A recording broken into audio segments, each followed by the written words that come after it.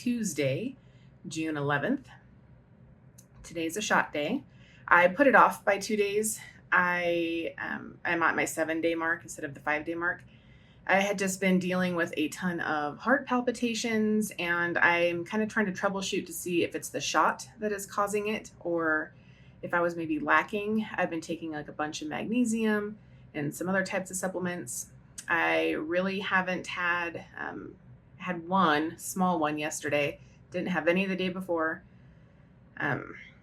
So I'm going to go ahead and try it today. I weighed myself this morning and I was at 257 even, I think. And I honestly can't recall if it was an increase or decrease from my last shot day. I will look at the last weigh-in for the last shot day, and I'll put it up here, if it's an increase or a decrease. I was supposed to have 5 milligrams today, but when I went to take it out of the bottle, I'm just over 2 milligrams.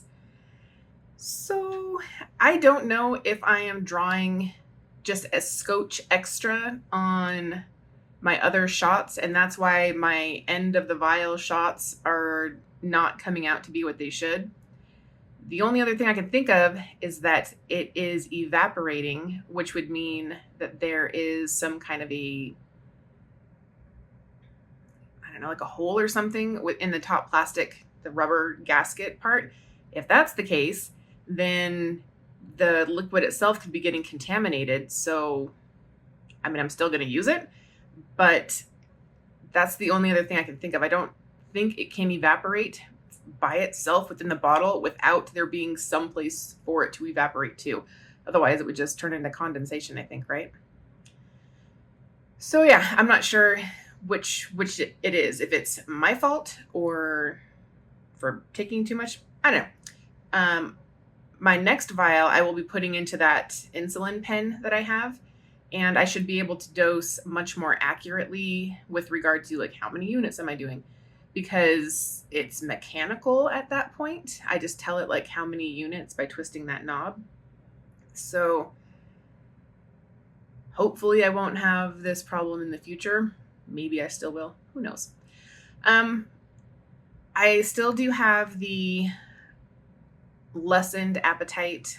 I get full faster. I stay full longer.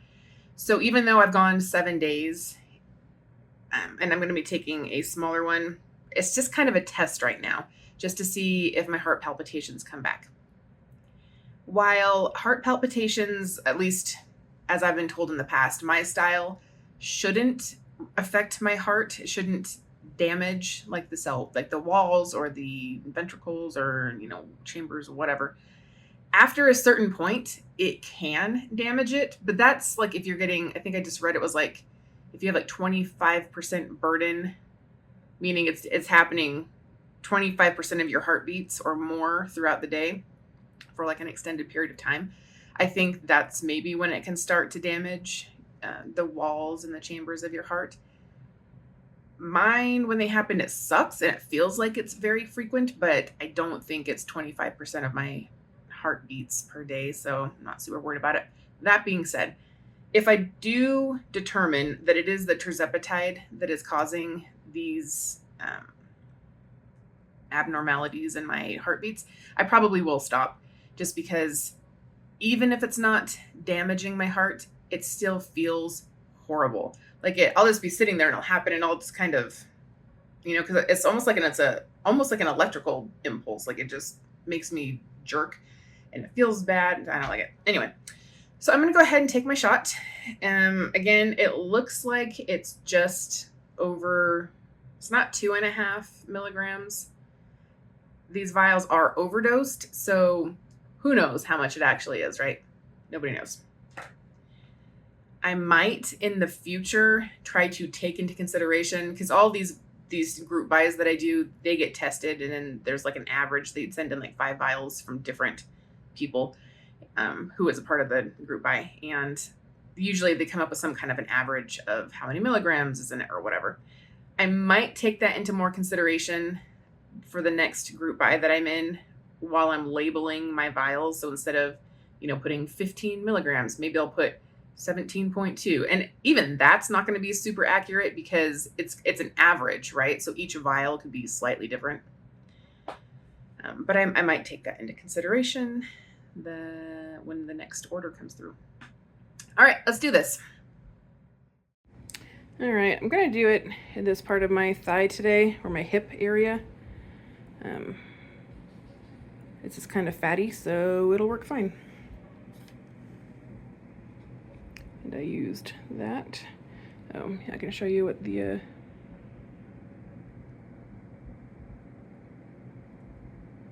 there we go.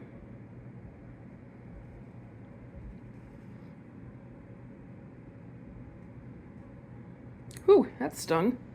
I wonder if I went into a vein.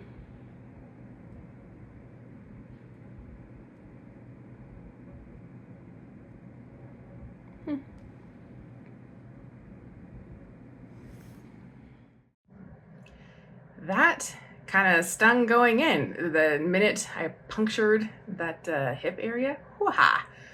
I don't know if I've got more nerves there than I do. I figured it was like a fatty, squishy area, so it should be fine. Guess we'll find out. Didn't bleed at all, so that's great. I don't know if I'll have any more or less symptoms by doing it in my hip as opposed to my thigh, as opposed to my stomach, as opposed to my arm. Who knows? I do still have a lot of, it's weird. I'm not having a lot of like sulfur burps. I do feel I am still having quite a bit of bloating. My stomach feels hard a lot of the time. So, I mean, something's happening in there. I do feel like my palpitations, what's the word? They play off the bloating and the gassiness. I tend to get them more with that. But I haven't really had too many of the sulfuric burps. I'll get them at night when I get up to use the bathroom, like at 3 o'clock, 4 o'clock in the morning when I go to sit down or go to bend over to, put the toilet lid up. I'll all of a sudden just burp, but it's not constant throughout the day like it has been in the past when I do like the 7.5 milligrams. I'm not losing weight as fast as I would like to, and I don't feel like I'm eating a ton of food still at this time. So I really do think that the Tirzepatide is helping my metabolism. And I don't know if it's my metabolism that it's helping. It's doing something internally that I don't feel is food-based. Like I don't feel I'm over-consuming calories. You know what I mean? I feel like there's something else going on with the Tirzepatide, so I hope that I can still stay on it.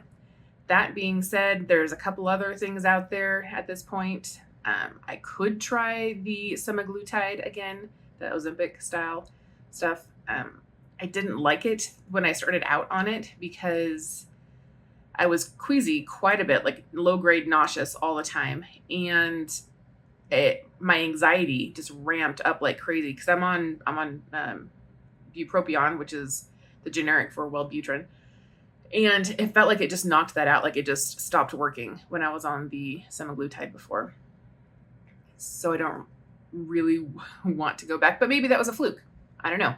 Maybe if I did the semaglutide now, after having been on Tirzepatide for so long, because semaglutide is a GLP agonist, and Tirzepatide is a GLP and a GLP or GLP-1.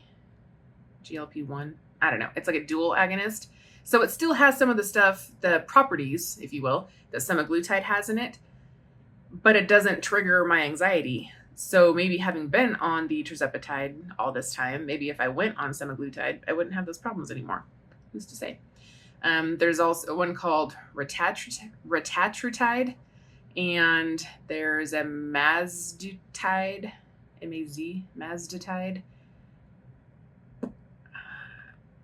I don't know. There's a lot of stuff out there right now that are, going through clinical trials, and they're basically all of us doing this. We're just their lab rats for the most part.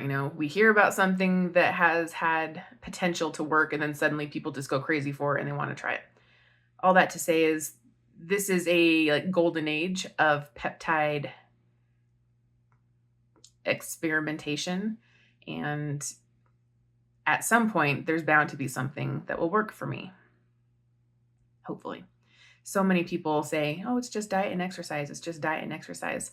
And for some people that's most likely accurate. And well, let's be honest, for everybody that would be accurate, right?